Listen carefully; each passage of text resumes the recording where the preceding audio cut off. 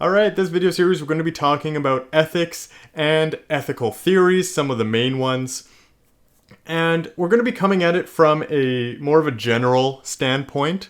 And then we'll talk about a few different, marketing or business related examples in here. But in future videos, we're really going to delve into some of the more current issues regarding marketing ethics.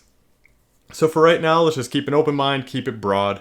As a general caveat here, I'm just teaching these ethics and ethical theories. I'm not trying to say necessarily which one's right or which one's wrong. I'm leaving that completely up to you to figure out your own stance on ethics and what's right and what's wrong and what you should do, what you shouldn't do.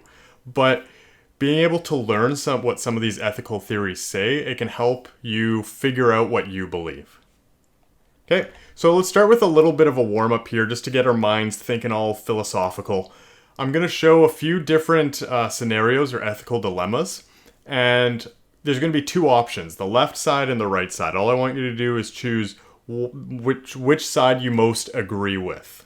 Okay, you could agree with both sides, but if you had to choose one, which way would you go? Okay, so the first example is pirating a movie, which means, illegally downloading it. Would you say, yes, I would do that because, my pleasure watching it outweighs the little harm it causes?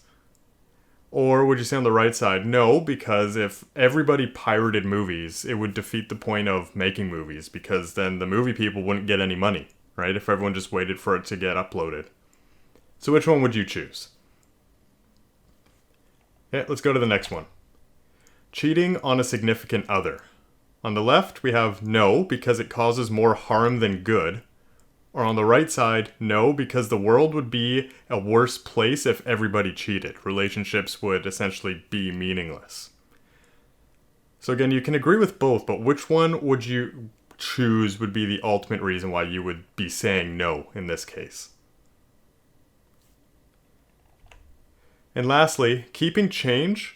Extra change from $1 billion corporation. So, you go to Walmart, they give you some change back, and then you realize later, like, oh wow, they gave me a lot more change than I was supposed to get. So on the left, would you keep the extra change because that extra change will benefit you a lot more than $1 billion corporation? Like, they're not going to miss it, but it could help me out. I'm broke. Or are you on the right where it says, would you give that extra change back because it shouldn't be a common occurrence for people to keep money that isn't theirs? Which side would you go with? So the reason why I'm asking all of these is because these are the kinds of dilemmas that ethical theories try to help us solve. Ethical theories will try to tell us which side we should have chosen, the left side or the right side. And we're actually going to learn some of the ethical theories that would have dictated the left side. We should have chosen all of those on the left side or all the ones on the right side. But before we get into that, let's talk about what ethics are, because we've heard this term before. And as you can see on the screen here, we also see that word morals, and they're very closely tied together, but they are different. So morals are those general principles, and they kind of answer the question, what is right and wrong? Okay? Whereas ethics kind of takes it a step further, and that ethics answers the question, what should I do? Okay? So ethics is more about the action. It's not necessarily about the general right or wrong, the good or bad of something. It's more, what should I do?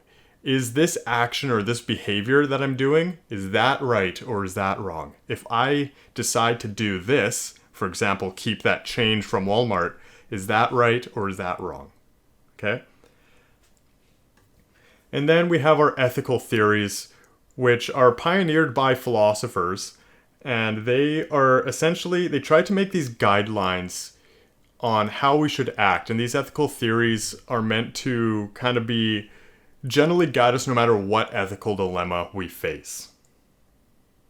Okay, so we're going to be learning about 4 specifically here, and you can plot them on this kind of spectrum between being societal focused, right, in ethical theory, thinking about society as a whole, or individual focused, where the ethical theory really only concerns itself with the individual who is making the decision. Okay, so the four we're going to learn about are utilitarianism, which you can see here, that is heavily on the societal side. Then we have Kantianism, which is more on the individual side, not completely, but more so than utilitarianism. We have justice theory, and there's a few different types. We're going to be talking about one specifically, pioneered by a guy named Rawls. So justice is fairness. And lastly, we have something called virtue ethics. And the reason why there's like a little dashed line between them is because there's some debate about whether virtue ethics is actually considered an ethical theory or not. I like to think of it as one, so I'm going to be talking about it, but just know that there is a little bit of a distinction between those left three and virtue ethics.